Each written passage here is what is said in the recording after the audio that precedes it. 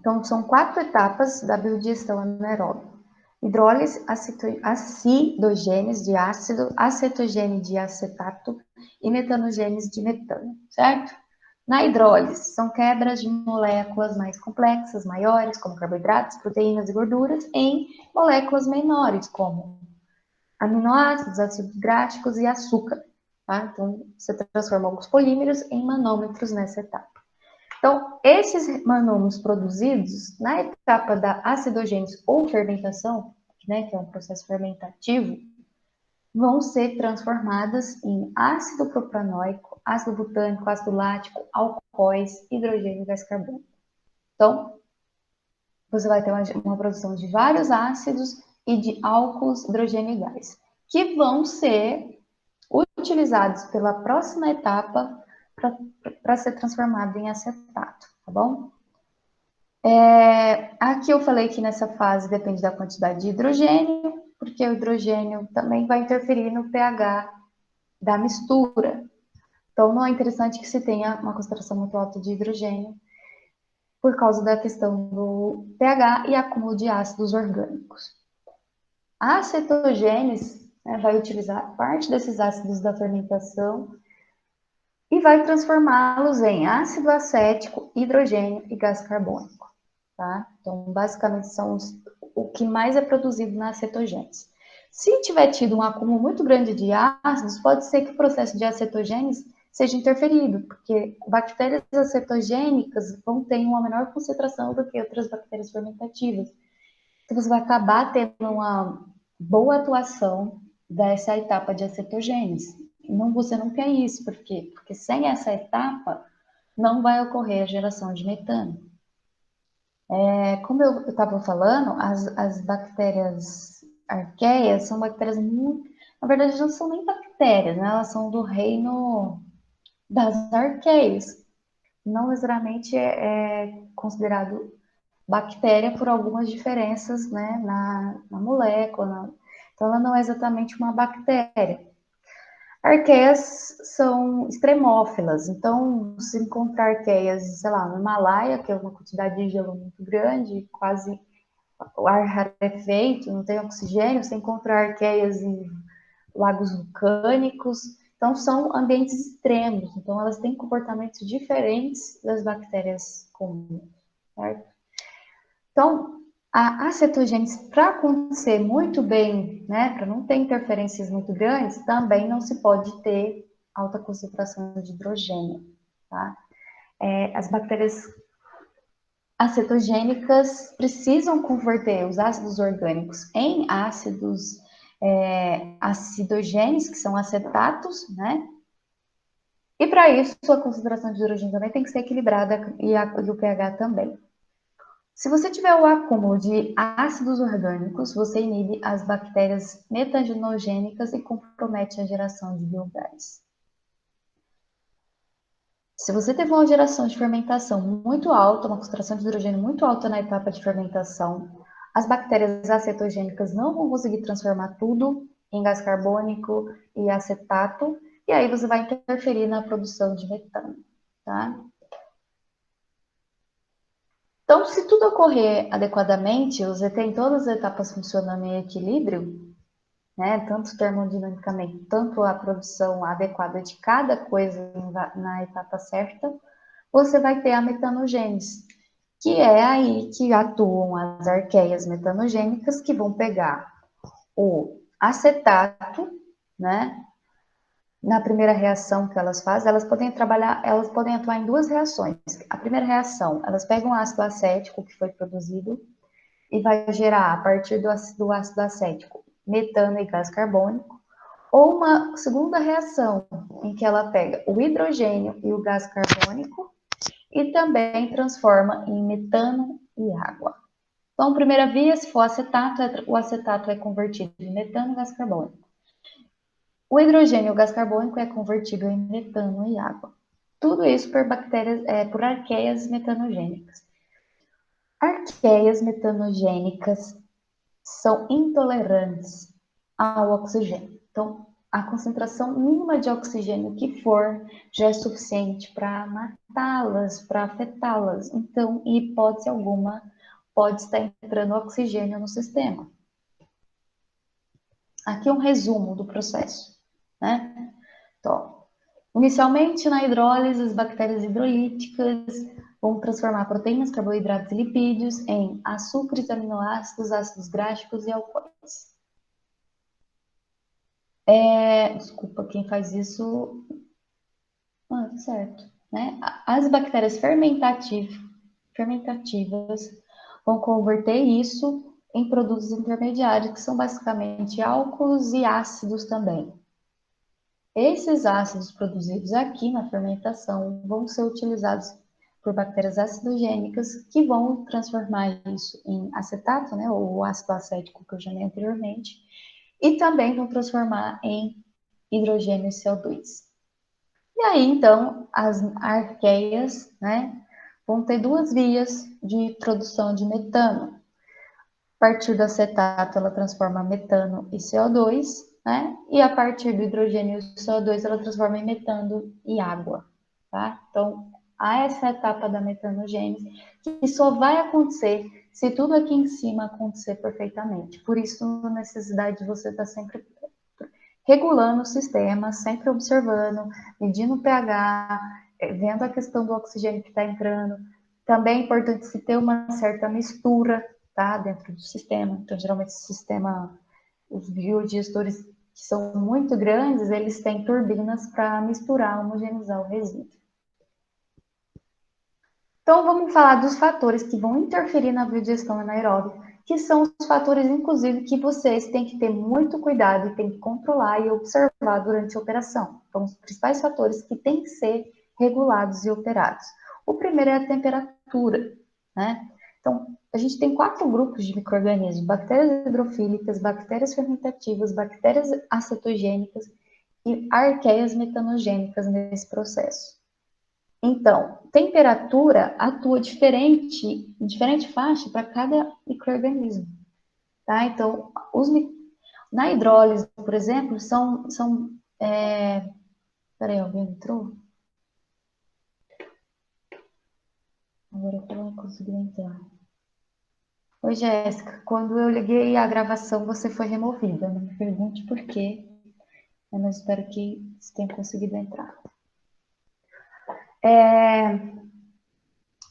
Como eu estava falando, né, você tem esses micro-organismos aeróbicos que eles são mesofílicos e eles atuam mais ou menos numa faixa de 40 graus Celsius. Então, já difere da compostagem termofílica, que poderia atingir até 70 graus com bactérias, 70 graus Celsius, com bactérias termofílicas. Aqui, grande parte dos seus micro-organismos são mesofílicos. A acidez, né? Tanto na fase da hidrólise e da acidogênese, o pH ideal é em torno de 5 a 6. Tá? Já na acetogênese e metanogênese, o pH ideal é entre 6,5 e 8. Então, após fermentação, se tem muito hidrogênio, muito ácido gerado, esse pH pode abaixar muito e pode interferir nessas outras duas etapas, a aceto e metanogênese. Por isso que você tem que ficar analisando isso. Você precisa entender qual fase que está a sua degradação. E se o pH estiver muito ácido, você vai ter que alterar esse pH, vai ter que introduzir um cal, alguma coisa alcalina para aumentar o pH. Como eu falei, outro fator muito importante é a homogeneidade do substrato. Então, você precisa, para ter uma boa eficiência de geração de biogás, até para que esse biogás se desprenda da massa de resíduo, você tem que ter uma boa mistura. A mistura também vai aumentar o contato dos micro-organismos entre si e o contato deles com o resíduo, certo? Então, muito importante se ter homogeneização. Por isso, muitos dos reatores possuem agitadores por turbinas que ficam ali homogeneizando o sistema. Outro fator muito importante, concentração de oxigênio. Como eu falei, arqueias são intolerantes, o oxigênio é tóxico para elas, mesmo em baixa concentração. Então, não se pode ter oxigênio no sistema. Ele tem que ser vedado, isolado perfeitamente.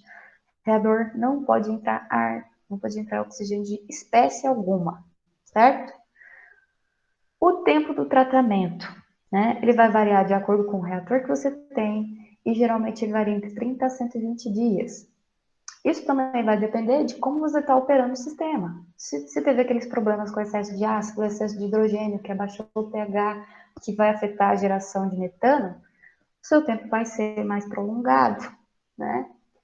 Também depende de como o reator é operado. Se ele é um reator de batelada, que você coloca o resíduo ali e espera ele se degradar, ou se é um reator de fluxo contínuo, que você insere resíduo nele todos os dias. Então, isso vai também interferir no tempo de produção, de estabilização do resíduo.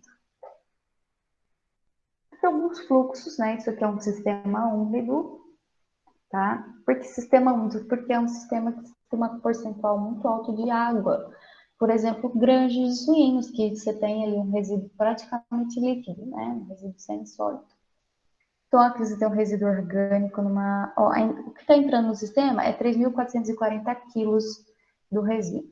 Sendo que 1.000 é um resíduo orgânico, um resíduo sólido, e 2.440 é água, né, líquido.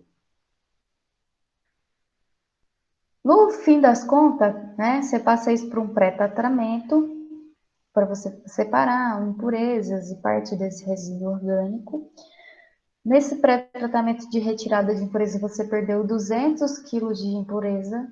Então, o que está entrando de fato no sistema é 300 de sólidos totais e 500 de conteúdo úmido, mais os 2.400 aqui e 40 de água, certo? Então, na verdade, você só perdeu 200 de impureza e o restante tudo entrou no sistema.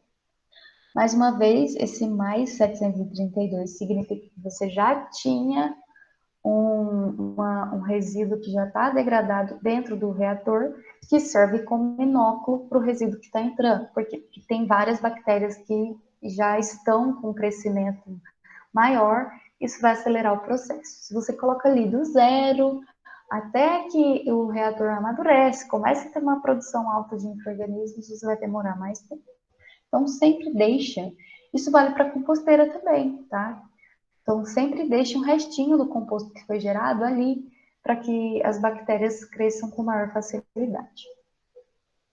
Ao final da digestão anaeróbica, você teve uma produção de 120 kg de biogás, 200 kg de composto digerido e 288 de água no processo. Então, vocês podem observar que estava entrando mais do que isso, porque que reduziu, porque você tem uma redução de volume, principalmente da parte sólida, tá? Boa parte também foi convertido em biogás, então você teve uma redução de volume. Esse também é um dos pontos mais importantes do tratamento, você reduz volume. E outra questão é que você, como era um sistema úmido, você teve uma geração muito grande de chorume, de água do processo, em relação à quantidade de composto. Se fosse um processo mais sólido, com menos água, você teria uma maior quantidade de composto quando comparado com a água do processo. Bom? Gente, tudo bem até aqui? Deu para entender as fases do processo?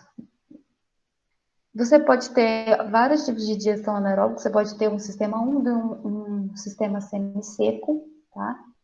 Mas geralmente você faz a digestão anaeróbica quando você tem uma concentração maior de água, porque que esse sistema pode ser utilizado para o esgoto, né? Os reatores WASB, não sei se vocês já tiveram tratamento de esgoto, mas eles também são reatores anaeróbicos. Aqui um semi-seco. A diferença é que está entrando bem menos, não está entrando água, né? Então você tem resto de comida em 1.000 quilos, e você tem poda de jardim em 150 quilos, você passa por um tratamento. O que entra no sistema é 348 sólidos totais e 802 de conteúdo úmido. A partir dessa digestão anaeróbica, você vai ter uma produção de 76 de biogás. Veja que ele gera menos, tá? Que entrou menos resíduo, mas ele gera um percentual talvez um pouquinho menor de biogás. Você gera uma quantidade maior de composto digerido e uma quantidade menor de chorume, de água do processo. Porque esse sistema é semi-seco, tem pouca umidade, tá? Questões da digestão anaeróbica que são importantes ser levadas em consideração. O produto que é gerado na digestão anaeróbica, eles são recursos, né?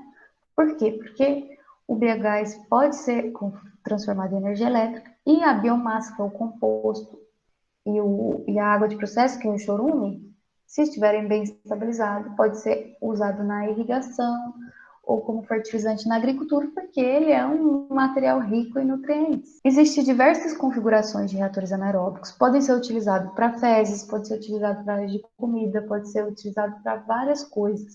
Isso também vai interferir na qualidade do composto, né? Geralmente o composto de fezes de porcos não vai ser um composto que você vai utilizar na horta, né, na alface, mas pode ser utilizado em silviculturas, né, em culturas monoculturas de diferentes formas, desde que não seja um alimento que você tenha contato direto, né? Por exemplo, hortaliças como alface, couve.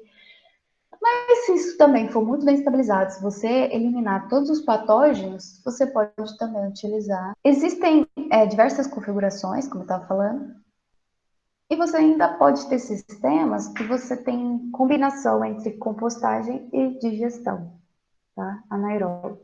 Você pode ter parte do processo anaeróbio, parte do processo aeróbio, tá? Isso.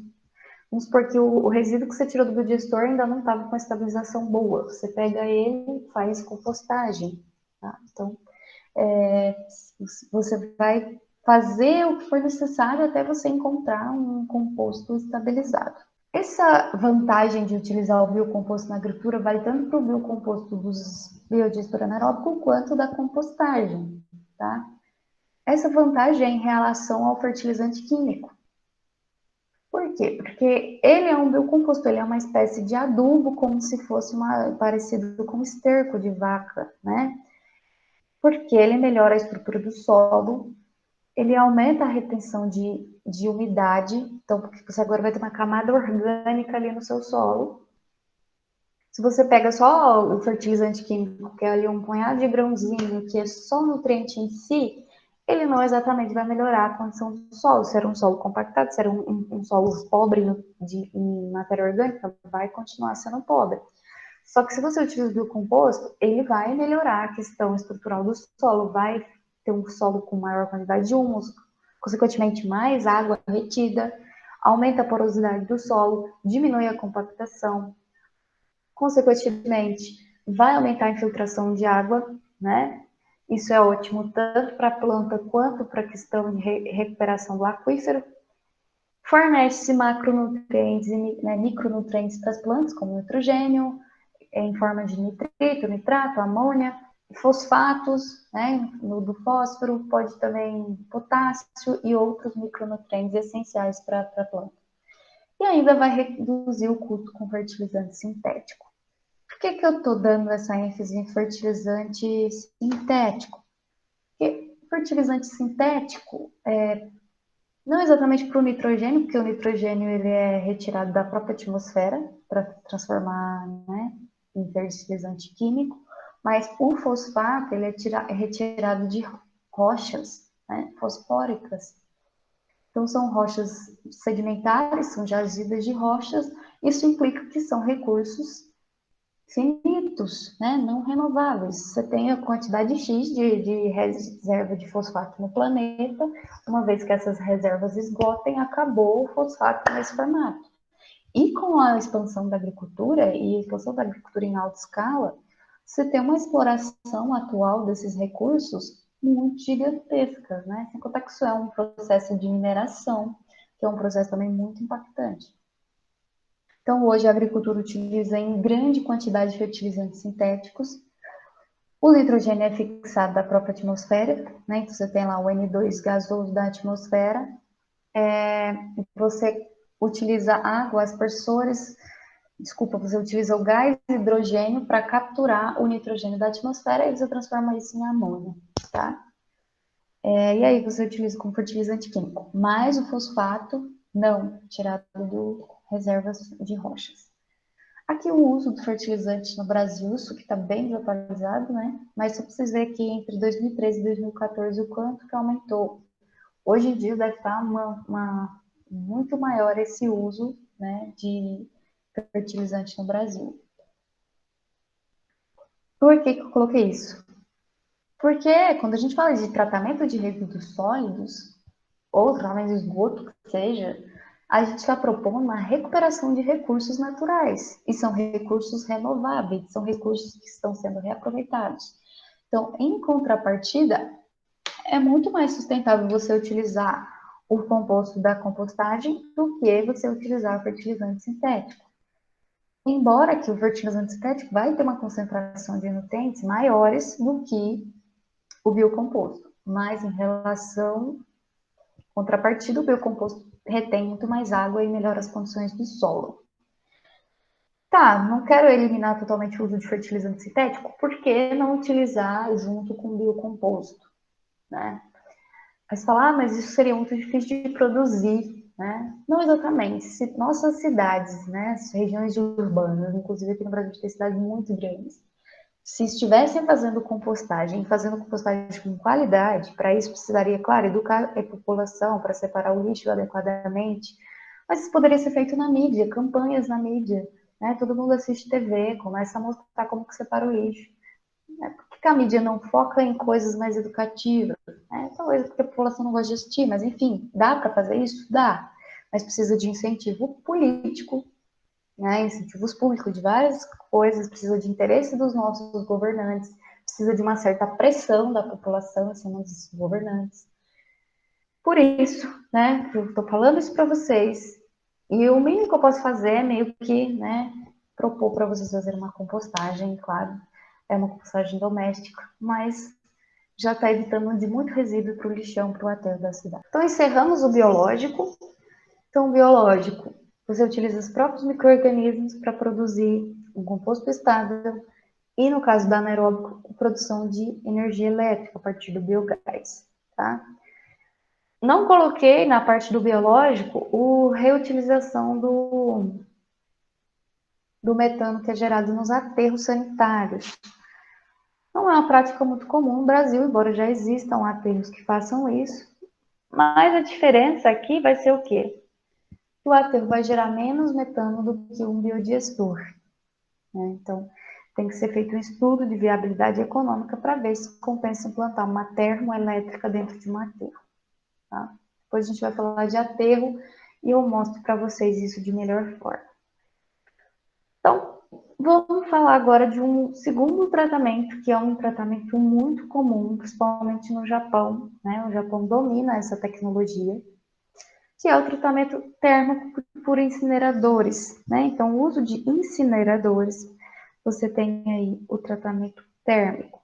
Esse tratamento é utilizado como principal forma, né, de reduzir o volume do resíduo, então você tem uma redução do volume de até 90%, então você tem uma queima completa dos resíduos. Então, em teoria, todo o seu resíduo vai ser, né, queimado, isso não é em uma temperatura ambiente, né, não é igual você colocar fogo, né, num resíduo. É uma temperatura controlada que maior do que 800 graus Celsius.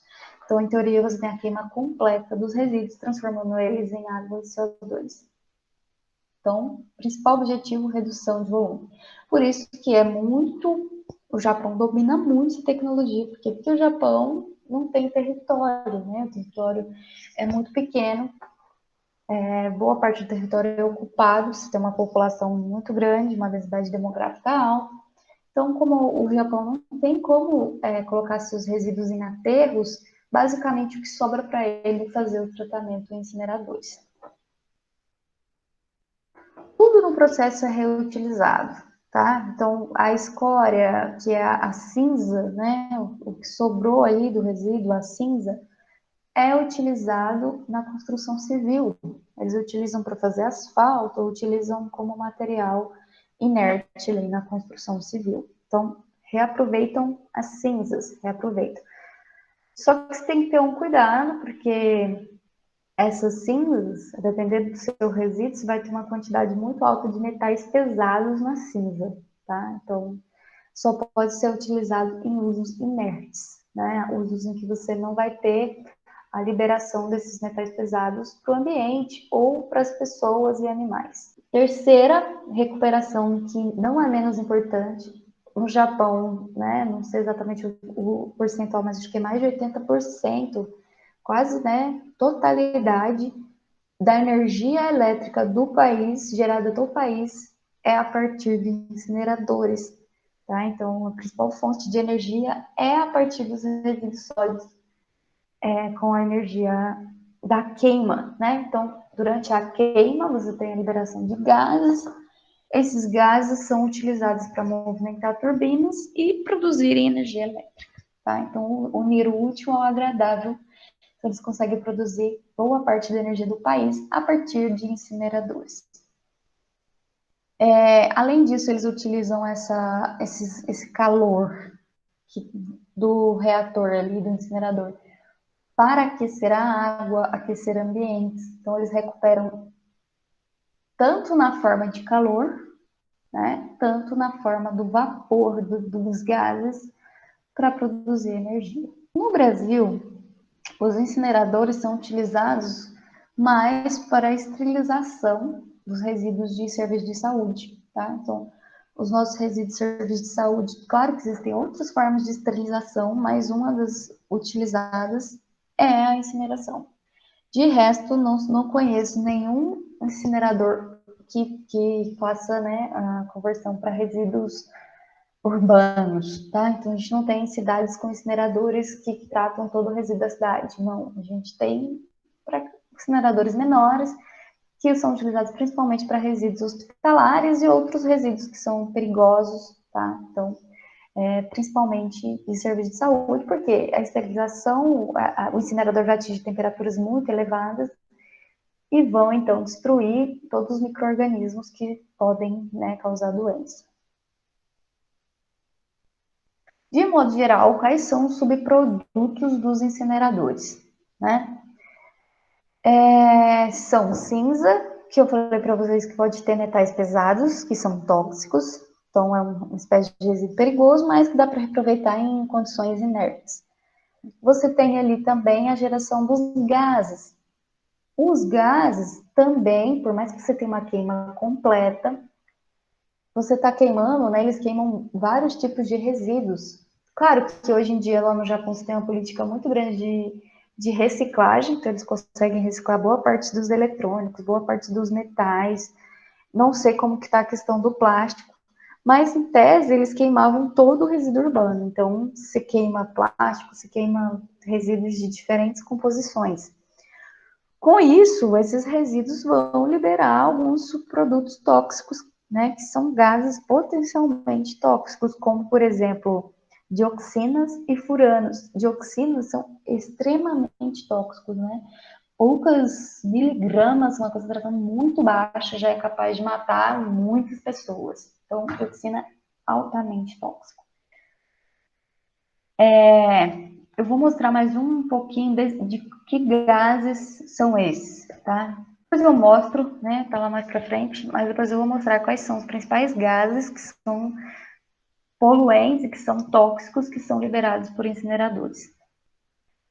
Por isso que, para evitar a poluição do ar, é necessário que se tenha uma instalação de filtros, né, e equipamentos especiais que são filtros para gases, tá? Então, filtros de chaminé, mas não é um filtro qualquer, né? São vários filtros, um conjunto gigantesco de filtros, em qual eles precisam segurar boa parte dos materiais particulados e boa parte dos dioxinas, furanos, óxidos de enxofre, óxidos de hidrogênio, tudo que for poluente que contribua, né, de certa forma, sei lá, para mudança. Claro que, de modo geral, não tem como você evitar o CO2, né?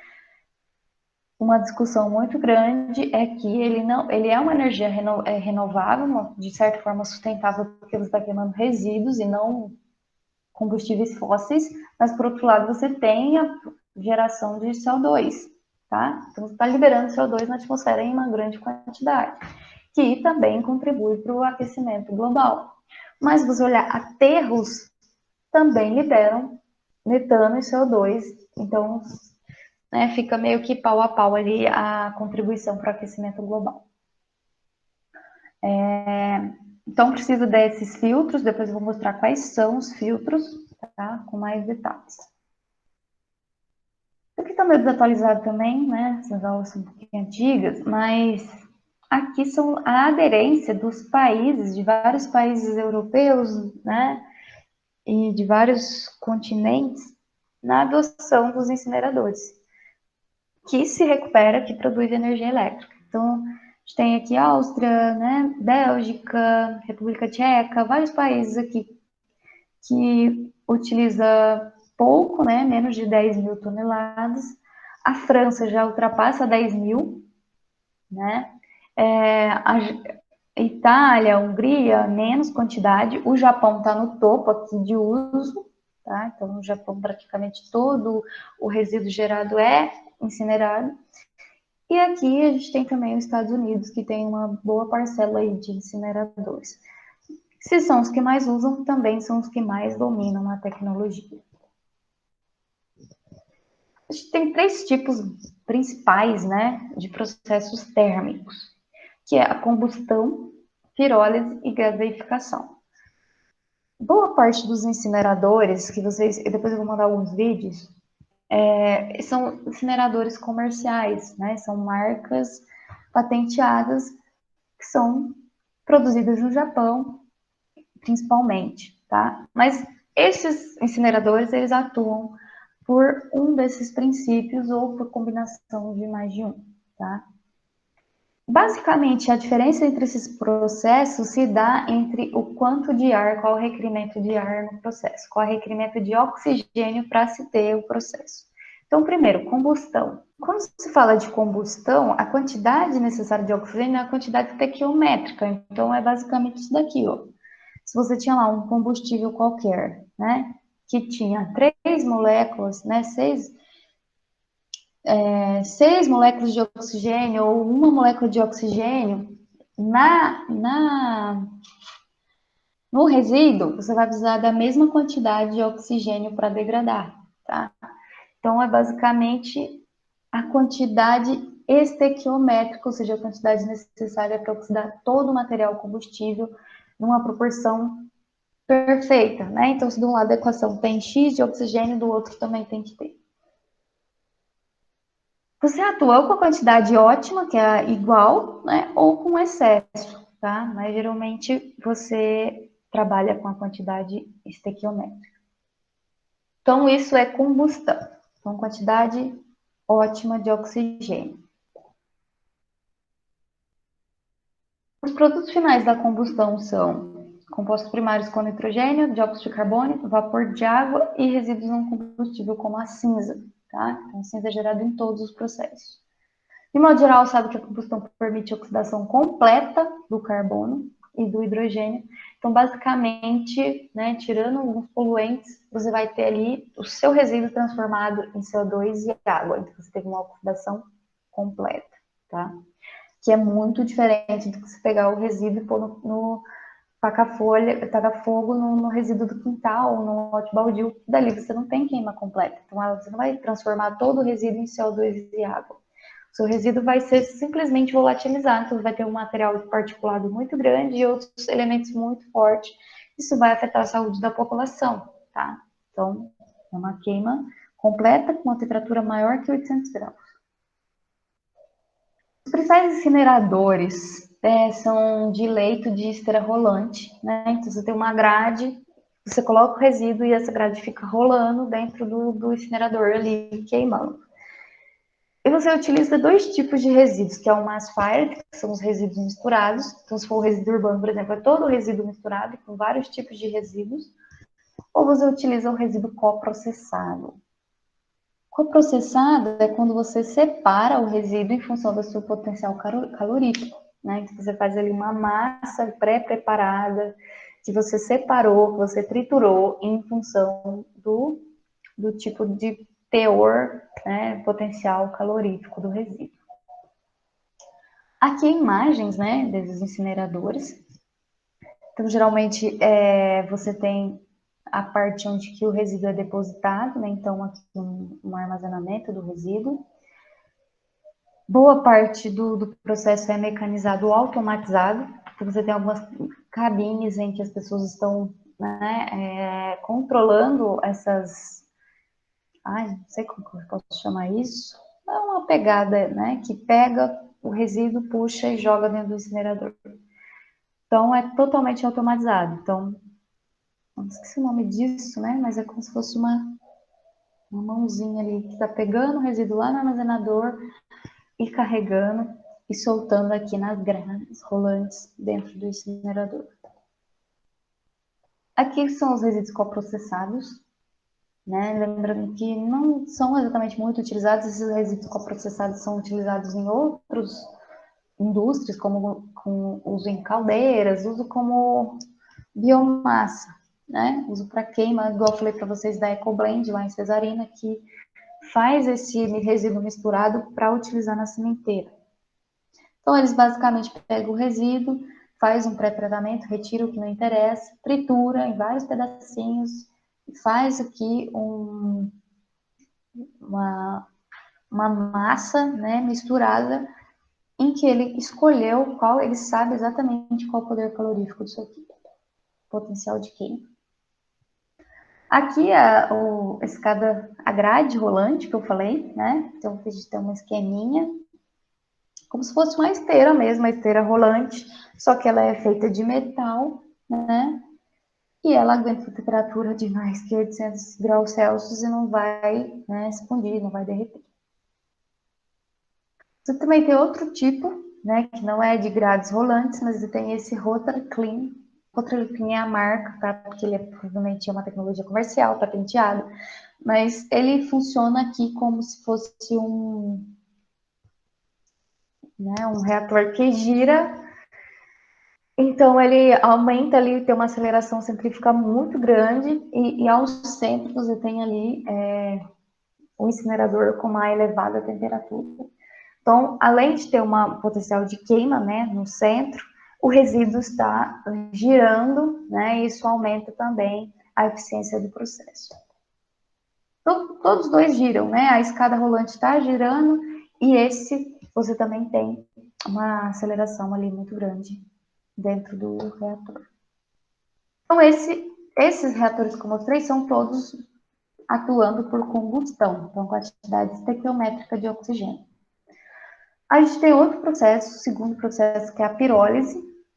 Aqui você trabalha com ausência de oxigênio, né? Então, o seu oxidante, no caso, o oxigênio, é ausente, você não tem presença de oxigênio, tá? Por isso ser considerado pirólise.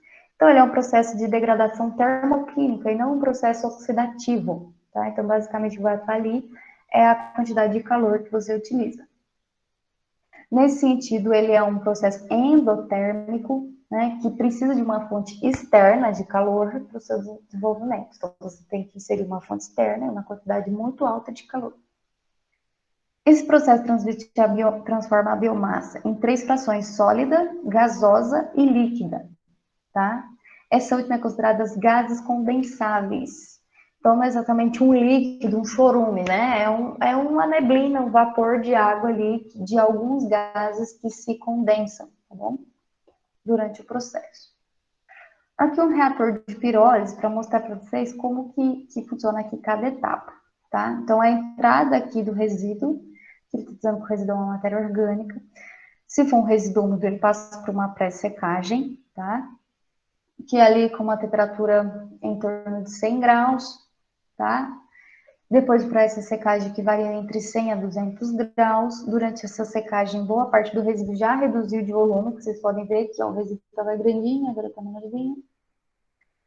Depois você tem a etapa da pirólise em si, que ocorre uma volatilização, uma oxidação e fusão. Então, a volatilização é em torno de 300 a 700 graus Celsius, a oxidação 800 graus Celsius, e a fusão você atinge ali em torno de 1.000 a 1.600 graus Celsius, tá? Então, basicamente, o seu resíduo perde, né, muito do volume, e no final aqui, essas zonas de resfriamento, você tem basicamente cinzas, tá? As cinzas ficam aqui no fundo, saem ao fundo, enquanto os gases eles vão se volatilizar e vão sair aqui na parte superior do reator. Consequentemente, parte desses gases, como você tem uma quantidade muito grande de gases, você vai utilizá-los, claro, para produzir energia. E por último, você tem outro tipo que é a gaseificação, que daí você trabalha com a conversão termoquímica de resíduos sólidos ou líquidos. Tá? Então, você pode inserir no sistema tanto o resíduo sólido quanto o resíduo líquido, desde que se tenha carbono na combustão. Né? Então, pode ser desde um plástico até uma matéria orgânica. Então, você transforma basicamente tudo em combustível gasoso. Então, você tem uma quantidade bem menor de cinzas, você vai ter boa parte do seu resíduo sendo gases, tá? Aqui você trabalha com uma oxidação parcial e com temperaturas entre 800 a 1100. O que significa isso? E que você ainda pode trabalhar com pressões atmosféricas ou a maiores que a atmosférica. Por exemplo, pode trabalhar até com 33 bar, tá? Quantidade de oxigênio é inferior à estequiométrica, então você trabalha com mínimo teórico. Então vamos lá, ó. Combustão, quantidade estequiométrica, pirólise, ausência, e gaseificação, quantidade inferior à estequiométrica, que é o chamado mínimo teórico. Os tipos de gaseificadores são incineradores de leito fixo, vertical, horizontal, isso só vai mudar a posição do resíduo, né? E também o leito fluidizado. Esse leito fluidizado é um leito em que você tem, geralmente eles utilizam areia no fundo, você tem uma quantidade de calor inserida muito alta, e essa areia vai ficar fluidizada dentro do reator, tá? Então ela vai ter contato melhor com os resíduos, e você vai ter uma melhor queima, e basicamente quando você usa esse processo é para otimizar a geração de gases, então é para você produzir mais energia. Enfim, depois eu vou deixar uma atividade para vocês procurarem alguns desses tipos de incineradores na internet, tá? Para vocês encontrarem algumas marcas comerciais utilizadas no Japão. Mas, basicamente, os 3 tipos de incineradores se diferenciam em função da quantidade de oxigênio. Combustão, quantidade estequiométrica, o excesso, pirólise, ausência, e gaseificação, quantidade mínima, menor que a estequiométrica. Basicamente são essas diferenças. Você tem tipos de reatores diferentes, de incineradores diferentes, boa parte são comercializados. Vamos lá.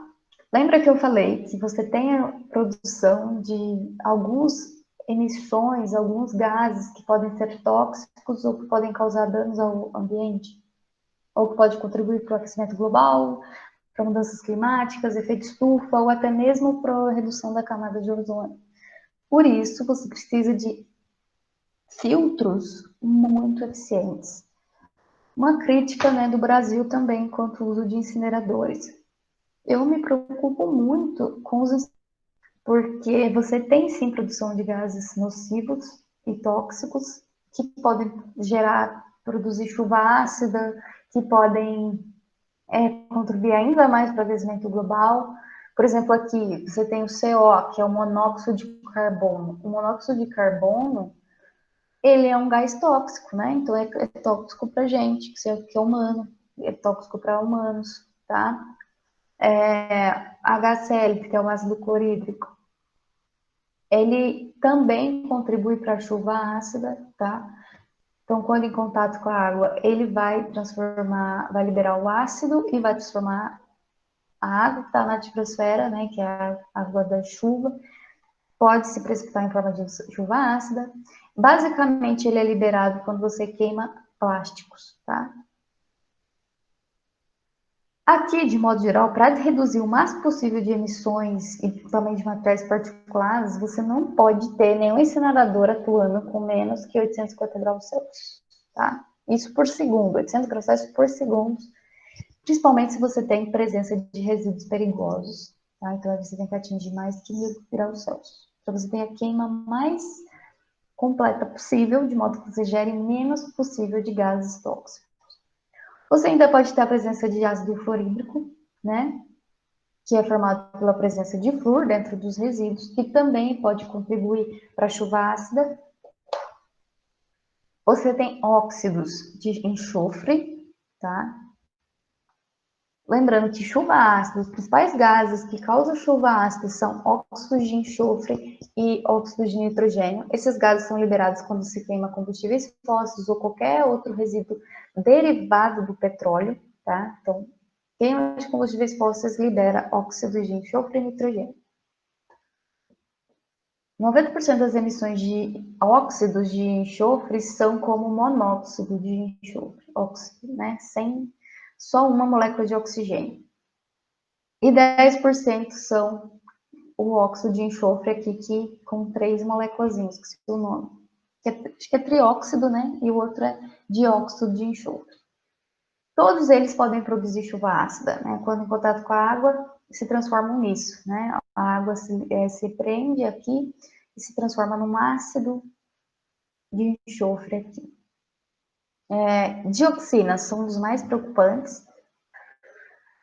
Não sei se vocês assistiram aquele documentáriozinho que eu sempre falo, que é o História das Coisas, que ele fala das dioxinas, né? E aí ele fala que as dioxinas são super tóxicos, né? Então, são os poluentes mais tóxicos que a gente tem produzido por qualquer atividade humana.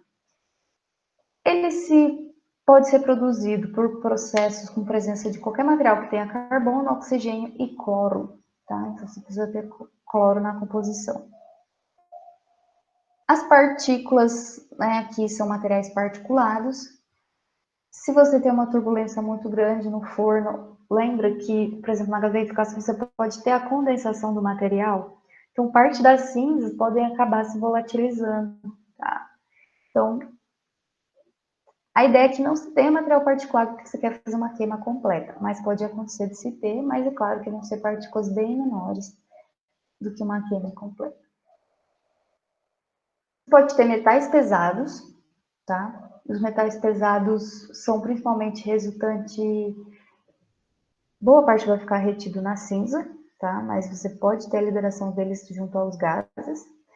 E aqui você tem óxidos de nitrogênio, que também são processos com queima de combustíveis e também produzem chuva ácida, tá? Por isso você precisa de vários filtros. Aqui vocês têm uma disciplina específica que é poluição atmosférica, que vocês deveriam ver todos esses filtros que eu estou falando aqui. Mas eu vou partir da ideia de que vocês já tiveram essa disciplina, que vocês saibam, né, minimamente que filtros são esses. A gente tem vários tipos de filtros. Você pode ter eletroestáticos, você pode ter os chamados filtro-mangas, que é para remoção de partículas. Nesse caso aqui, é como se fosse, né, uns filtros que, além de ter uma retenção de poros, né, pequenos, entre 10 micrômetros a 2,5 micrômetros, você tem energia, né? Você tem eletrodos positivos e negativos que vão fazer ligações com partículas dos poluentes. Então, você tem aí uma energia de 200 mil, de 20 mil a 100 mil volts, tá? Que são inseridas.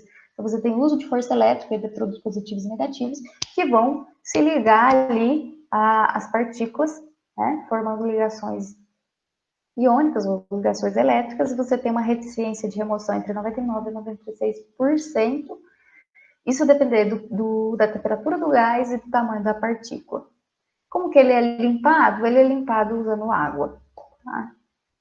Os filtros de tecidos, que também são conhecidos como filtro-mangas, eles têm tecidos, várias camadas de tecidos com poros muito pequenos, né? Vocês verem poros em torno de 0,1 micrômetro. Então, qualquer gás que for maior que isso vai ficar retido nesses filtros. Né? Então, os gases fluem dentro dos filtros e você consegue reter boa parte deles. Você faz a limpeza desse filtro através de agitação, ar inverso ou jato com ar comprimido. Uma coisa que é muito importante é o seguinte.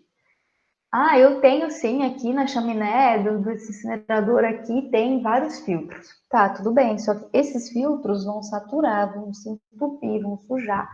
Então, exige uma manutenção muito alta. Então, sempre você tem que estar fazendo limpeza desses filtros.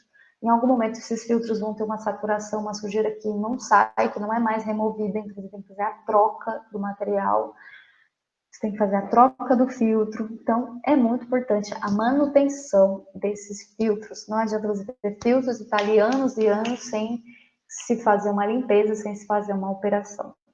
Então, uma crítica é, não adianta ter filtro e ficar lá abandonado. Isso acontece muito em boa parte das indústrias que tem esses filtros. Eles colocam lá na etapa da licenciamento ambiental e depois simplesmente abandona, tá? Tem os filtros lavadores, né? Então, eles atuam ali com uma aceleração centrípeta, os gases vão girar ali dentro, e ele tem microaspersores que podem polvilhar névoas, né, ou aerosóis de água, ou você pode ainda utilizar alguns químicos, né, para fazer remoções catalíticas. Por exemplo, se você quer remover óxido de enxofre, você coloca aqui uma molécula, alguns precipitados aqui de cálcio, tá? O cálcio vai reagir com o enxofre e vai precipitá-lo. E aí você vai ter ao invés de você vai ter ali uma precipitação desses gases e eles vão poder ser removidos. Eles são bem interessantes. Boa parte pode ser utilizado água, ou você pode ainda fazer essas remoções catalíticas para remover óxido de enxofre, ácido clorídrico ou outros ácidos, tá? Eles removem em torno de 84 a 96% de óxido de enxofre e em torno de 89 a 98% de ácido clorídrico e de ácido fluorídrico. Você pode ter ainda os catalisadores, né, que são muito utilizados para a remoção dos óxidos de enxofre e também para a remoção de alguns metais pesados. Basicamente, você tem ali um sistema que, né, você poderia comparar aqui as células dele como se fosse, sei lá, uma colmeia, né, são muito bem encaixadas, e você coloca ali alguns químicos, né, por exemplo, amônia, você injeta a amônia no forno ali, e aí vai acontecer uma reação entre o óxido de nitrogênio com a amônia, que vai transformar essa amônia em nitrogênio atmosférico. Nitrogênio atmosférico é 70% da nossa atmosfera, então ele não é um gás tóxico. Basicamente, você pega, aloca ali o amônia com o óxido, reagem e transforma em nitrogênio atmosférico. Ele consegue remover até 80% de óxido de nitrogênio. Outra coisa importante é que vocês atentam que ele, né, está tudo aqui indicado que eles atuam também em função da temperatura. E outra questão é que eles precisam de uma operação e também nem sempre vão remover 100% desses gases poluentes. Então, não adianta você ver filtros e ficar tranquilo que está tudo certo. Isso eles podem estar removendo 80% quando eles estiverem limpos, uma boa operação. Então, tem períodos do ano que eles podem remover menos. Por isso, é muito comum vocês encontrarem protestos da população japonesa, de população de vários outros lugares do mundo que tem incineradores, pedindo para que se tenha a alocação dos incineradores para fora das cidades, tem incineradores dentro das cidades, né? Então, você está contaminando, poluindo o ar de uma certa forma e causando vários danos à saúde da população, porque boa parte, grande parte desses elementos ou causam chuva ácida, ou causam câncer, ou causam outros problemas de saúde. Quantas horas? 9h17, que dá para a gente terminar. Gente, alguma dúvida quanto ao tipo de tratamento térmico? Não. Não? Tá de boa? Gente, no dia, vocês estão usando o chat porque eu não estou olhando, não estou na página do Google, tá? Então, é melhor vocês falarem. Vou falar um pouquinho brevemente do tratamento químico. Basicamente, esse tratamento químico é muito feito aqui no Brasil, inclusive, por exemplo, nas usinas de álcool e açúcar, você reaproveita boa parte do bagaço da cana, da vinhaça, para produzir o próprio álcool, para produzir biomassa, tá? Aqui tem um exemplo bem interessante, que é a produção de biocombustíveis, tá? Você pega a biomassa e transforma em biocombustível. Por exemplo, quando você, não sei se vocês já ouviram falar muito sobre os biocombustíveis, que podem ser produzidos a partir de óleo, né? De qualquer resíduo oleaginoso, inclusive o nosso resíduo caseiro pode ser transformado em biocombustível. Não sei quem deu química orgânica para vocês, mas na época em que eu fiz, acho que foi a professora Cássia, e a professora Cássia produziu biodiesel com a gente no laboratório.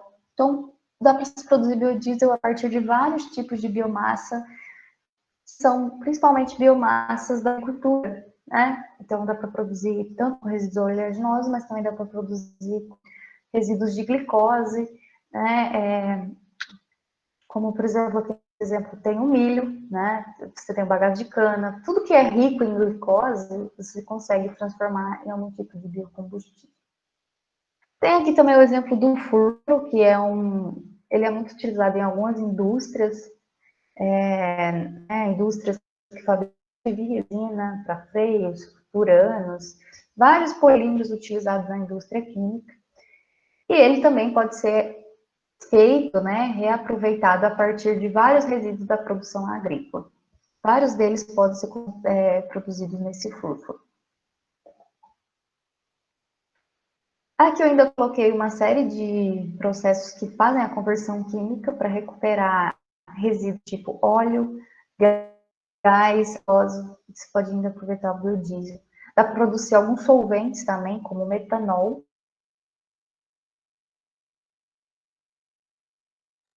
resíduos de várias indústrias, da agricultura, etc. Então, só para vocês saberem que existem essa recuperação química de vários tipos de resíduos para você produzir biocombustível e outros solventes. E aí, por fim, vou finalizar com a reciclagem, tá?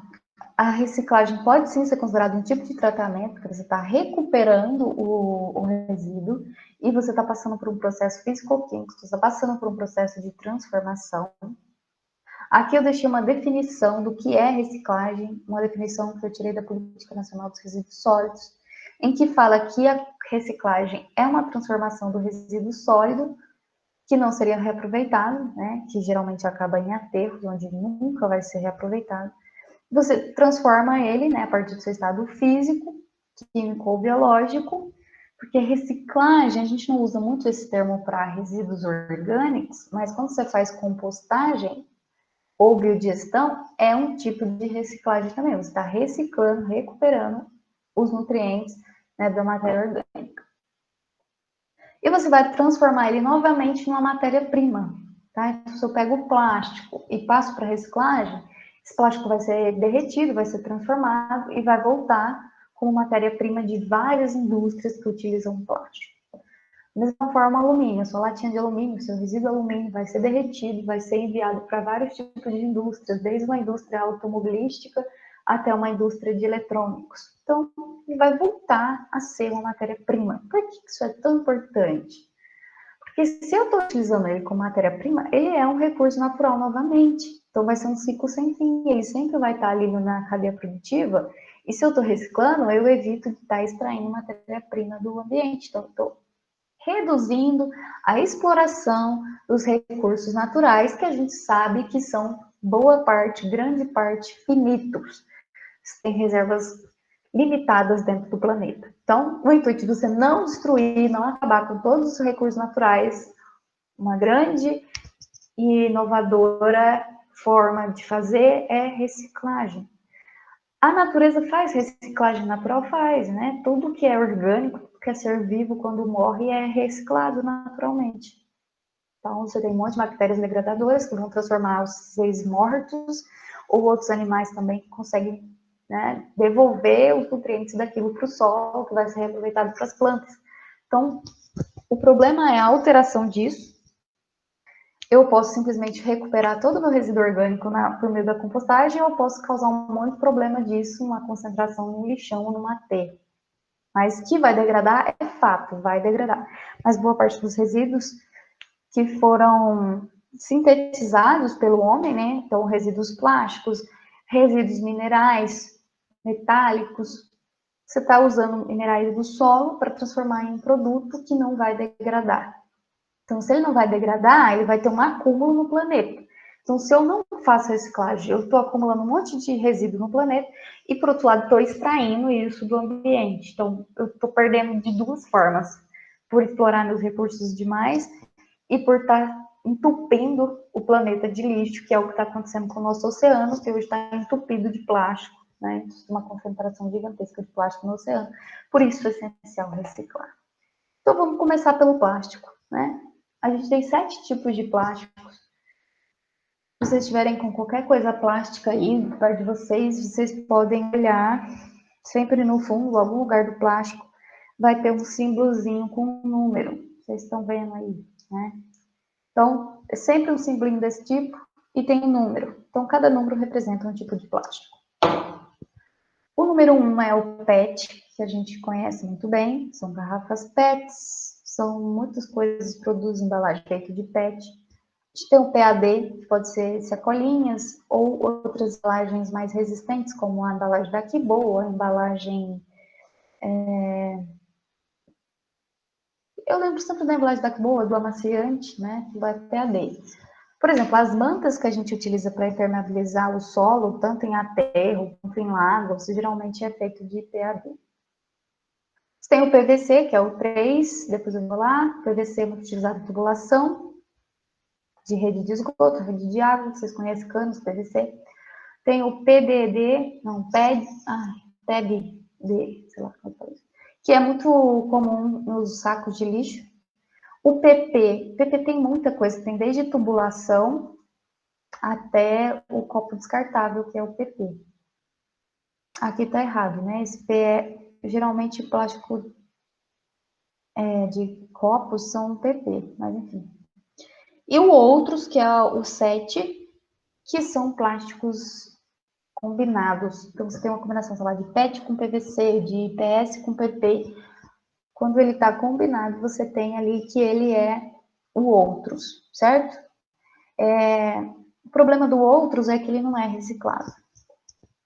Então, aqui está o nome dos plásticos, né, de forma mais clara. O PET é terephtalato de polietileno. Lembrando que a gente tem também as Professora, uma dúvida. Pode falar. Oi? Não estou te escutando, você está falando? Oi, me escutou? Agora eu escutei. O que Não, é você ia porque, falando? tipo, eu tenho uma garrafa PET e ela é o PP, S5. Daí, no caso, ela se degrada mais rápido ou demora mais em relação aos outros? Não é nem questão do quanto demora para decompor, tá? O PET é um tipo de plástico, o PP é outro tipo de plástico. Todos eles são recicláveis, exceto o número 7, e todos vão demorar centenas de anos para se decompor, tá? Não sabe exatamente qual a diferença entre um e outro, mas plástico, de modo geral, independente do tipo, ele às vezes é mais resistente ou menos resistente. Não é que ele vai se, por exemplo, sacolinha ou saco plástico. Se você deixar ele tomando sol e chuva, ele começa a se quebrar, ressecar e reduzir, certo? Não significa que ele se degradou, significa só que ele se quebrou em partículas menores. É justamente isso que acontece dentro do oceano. Boa parte do plástico que chega no oceano, ele começa a se quebrar. Tá? Então, por fatores ambientais, calor, umidade, ele se quebra, só que ele se transforma em microplásticos, que pode ser visível a olho nu ou pode não ser visível a olho nu, mas não significa que ele não está ali. Então, ele se transforma em um micropoluente que acaba entrando dentro da água, do solo, acaba entrando na cadeia alimentar, porque alguns animais comem isso e a gente come também. Então, isso vai acabando entrando, chega a nós, humanos. Tá? Então, você pode não se preocupar que os peixes, os animais marinhos estão morrendo por conta de comer plástico, mas você tem que se preocupar que você também está comendo. Então, se o peixe está comendo pequenos pedacinhos de plástico, aquilo fica retido nele, quando a gente vai comer o plástico, os poluentes que estavam aderidos no plástico vão passar para a gordura do peixe. Quando a gente comer o peixe, esse poluente vai passar para a gente. Então, você está tendo a inserção de vários micropoluentes dentro da cadeia alimentar. Então, isso é uma preocupação gigantesca. Então, o plástico pode se quebrar, pode se reduzir, parece que se degradou a olho nu, mas não exatamente ele deixou de estar ali. Eu digo que ele está até pior, porque agora ele está pequenininho e ele se insere em vários compartimentos, tá? Então, o problema do plástico é gigantesco. Existem uns países, que o Canadá, uns países da Europa, da União Europeia, eles já eliminaram a produção de plástico. Então, a partir de determinada data, acho que é 2020, acho que era esse ano, não sei se está botando em prática, mas a meta deles era não produzir mais plástico, apenas reciclar o que já tinha. Então, todo o plástico na indústria deles, a ideia é que seja reciclado. Então, isso, na verdade, deveria ser adotado por vários países, deveria ser um consenso. Só que, infelizmente, temos políticos, temos governantes que não se interessam por isso. Né? Por exemplo, o Trump tem aumentado a produção de plástico em mais de tantos por cento, que 4, 40%, não sei, mas está aumentando a produção de plástico. Aqui no Brasil também a gente não tem nem noção de quando é que vai reduzir a produção, não, nem se fala disso. Então, a longo prazo isso é muito problemático. Eu falo que até agora já está acontecendo muitos problemas em função do plástico no mundo. Não é só no Brasil, é no mundo. O oceano é um recurso de todo o planeta. Né? Então, vamos nos preocupar com isso. Infelizmente, no mercado de reciclagem, o plástico tem um preço muito baixo. Um quilo de plástico para reciclar é muito baratinho. Então, acontece que muitas das pessoas que fazem reciclagem não se interessam muito em reciclar plástico, porque não rende muito dinheiro. Mais uma vez, a necessidade de políticas públicas que dê mais valor à reciclagem do plástico, porque se não pagarem valores maiores para o plástico, ele nunca vai ser reciclado. Enquanto a produzir plástico do zero, produzir o plástico lá do petróleo que foi extraído, for mais barato do que a reciclagem não vai acontecer, entendeu? Para a reciclagem acontecer, precisa de políticas públicas que encareçam a produção do plástico para que ele possa ser reciclado. Então, depende de vários fatores, fatores governamentais, leis, políticas, interação da sociedade de modo geral. Então, é importante que a gente conheça os problemas para que a gente comece a forçar os nossos governantes a investirem nessas coisas. Enquanto a população for ignorante, não souber disso, os nossos governantes não vão fazer nada. Né? Quem pressiona o governante é a sociedade. Então, aqui só estou mostrando os tipos, porque quando você olha no fundo, se tem os números, você descobre que material que é. Então, PAD, PET, é um material. Por exemplo, o PET a gente conhece muito com as garrafas de refrigerante, garrafa de água, garrafa de manteiga, aquilo lá é PET. O PAD a gente conhece como embalagem de shampoo, de detergente, de que boa. Ele é um plástico mais resistente. Acho que quando você falou dessa pergunta sua, você deve ter pensado, por exemplo, nos plásticos descartáveis que se quebram, que são menos resistentes.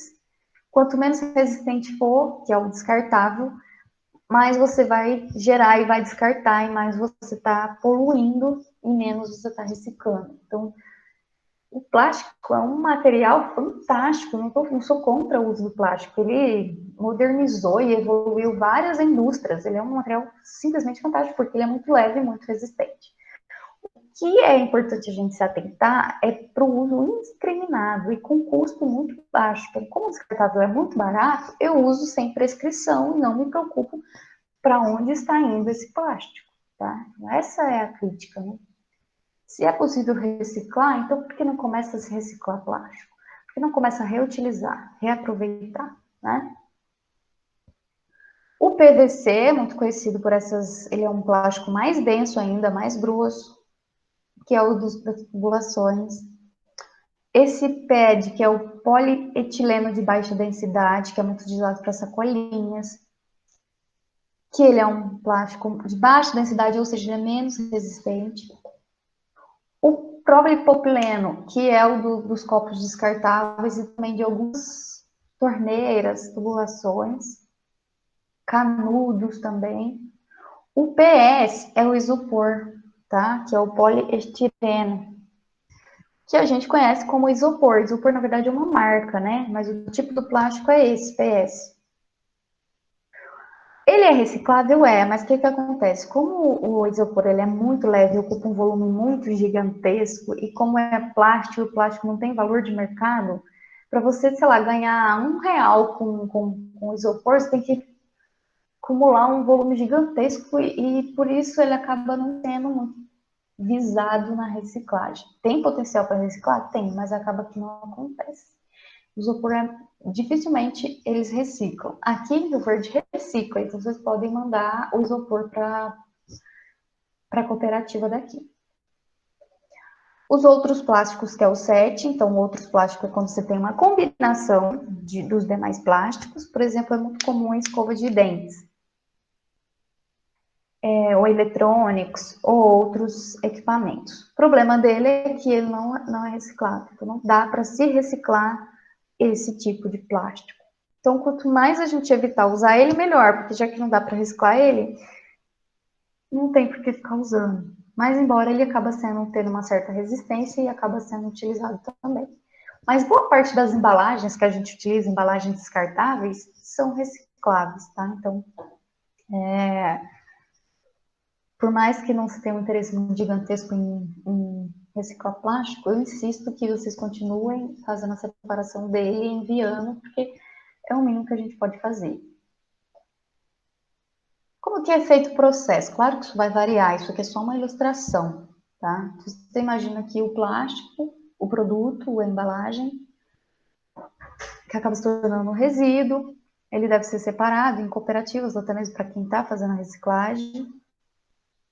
Durante o processo, ele vai ser lavado e vai ser moído, então ele vai ser transformado em pequenos pedaços, micro pedaços. Ele vai ser ressecado, ele vai passar por um processo de secagem. Depois ele vai passar por um processo de rotação para que aglutine ele. Depois vai passar por um processo de fusão. E depois vai ser resfriado. Durante esse processo de aquecer, resfriar, juntar, ele vai se pulverizar, vai se granular, vai se transformar em um material muito pequenininho, bem granulado, parecido com os microplásticos encontrados lá no oceano. A partir disso, ele vai ser transformado na resina, que vai voltar a ser uma matéria-prima e vai voltar a ser utilizado para produzir novos produtos dentro do comércio, dentro da indústria, tá? Então, virou 5 sem fim, porque ele é 100% reciclável, então dá para você reciclar ele várias vezes, tá?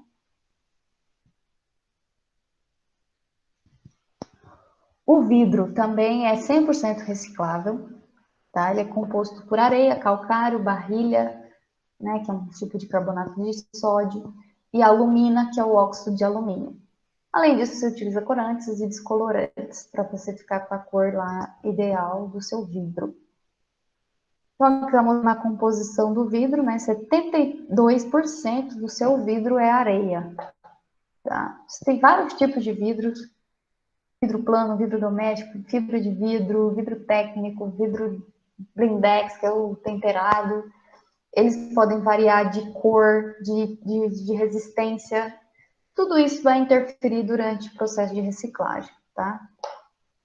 Porque, por exemplo, você tem vidros de ondulados, lisos, caro-quentes, você tem vidros que são translúcidos, que são azul, que são coloridos. Hoje em dia quase não se utiliza, né? Mas significa que durante a separação do vidro, durante a reciclagem, você, por exemplo, se o vidro é colorido, você não vai poder misturar ele com vidro translúcido. Então é importante saber essas diferenças. Aqui eu botei uma imagem do ciclo, né, de reciclagem. Quando você vai reciclar o vidro, ele tem que ser separado, né? O grande problema o processo é muito simples. O problema é esse resíduo chegar na indústria que faz reciclagem por conta que necessita-se da população para separar.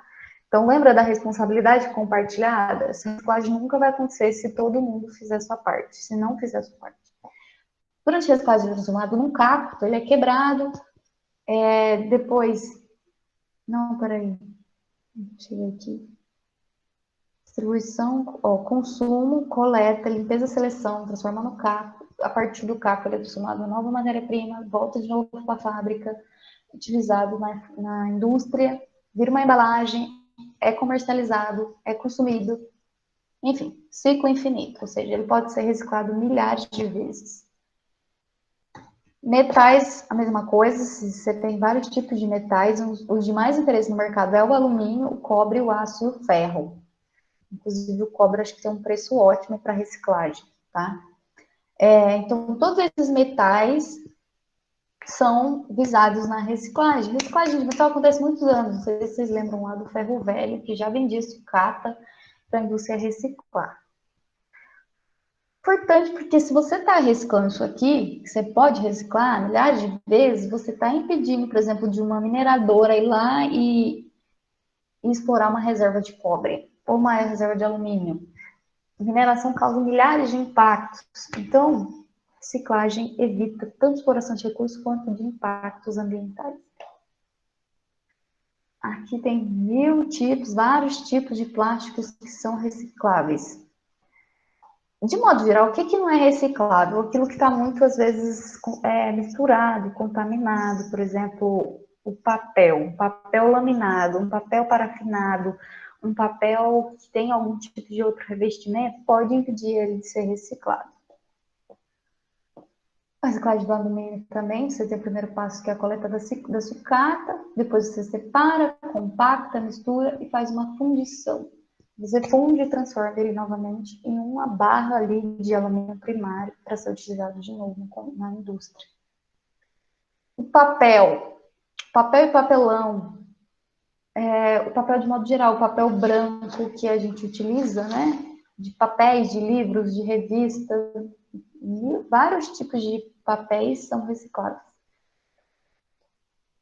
O que não é reciclável, né? Eu coloquei aqui, papelão é reciclável, jornal, revista é reciclável, envelope, papel de fax, cartão, tudo que é impresso, inclusive a embalagem Tetra Pak, que é a embalagem longa vida, né? Do leite, de várias outras embalagens do comércio, são recicláveis, tá? O que não é reciclável é o papel sanitário, que está contaminado com fezes, papel plastificados, metalizados, parafinados, os copos descartáveis de papel.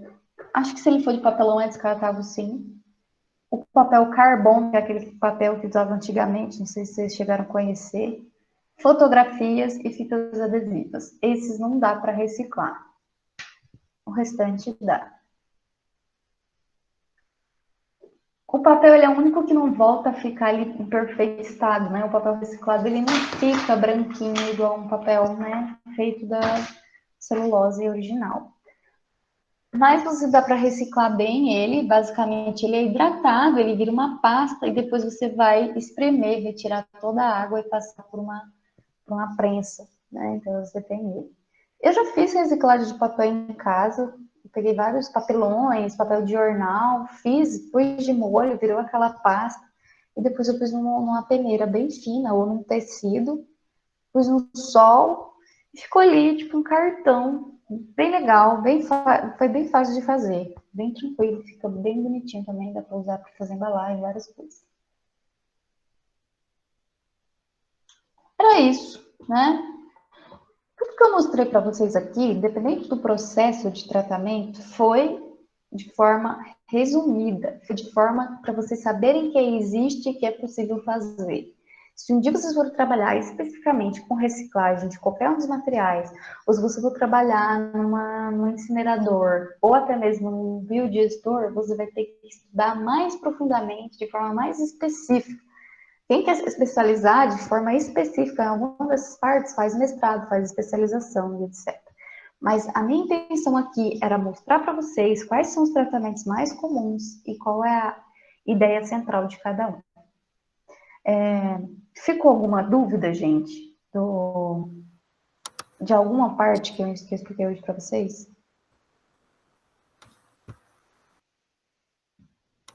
Não, por enquanto não. Seguindo a lógica, eu vou passar atividades, tá? Não deixem de fazer a composteira, por mais que você faça no seu quintal, né? Mas façam, porque foi liberado para que a gente tenha 100% da nossa disciplina em EAD. Eu provavelmente não vou dar prova, a nossa nota vai ser vinculada aos trabalhos que eu estou passando e ao trabalho do PGRS. Então, se você ainda não tem grupo do PGRS, entra e dá um jeito de começar esse trabalho, porque provavelmente a gente vai encerrar essa disciplina no módulo 2, tá? Então, a ideia é encerrar ela antes de julho. Então, já comecem a fazer o trabalho de vocês, que logo eu já vou jogar uma data para vocês entregarem, tá bom? Enquanto isso, tudo o resto que eu passar é importante que vocês façam. Alguma dúvida? Não. Eu tô achando assim. Acho que tem duas pessoas, né, que falam comigo durante as aulas, que é a Silvia e a Eliane. O restante não tá participando da aula, então eu tô quase decidindo gravar a aula e só mandar no YouTube ao invés da gente ter a videoaula, tá? Então, vocês repensem isso, porque eu sinto que vocês não estão participando, então não faz diferença eu gravar a aula, enviar ou fazer videoaula, tá? Para mim é mais flexível fazer videoaula e mandar direto, ao invés de ter encontros online. Então, se eu não estou tendo uma resposta nos encontros online, pode ser que eu cancele ele, tá? Então é isso, então, já que ninguém tem nada a falar, vou encerrar a aula por hoje.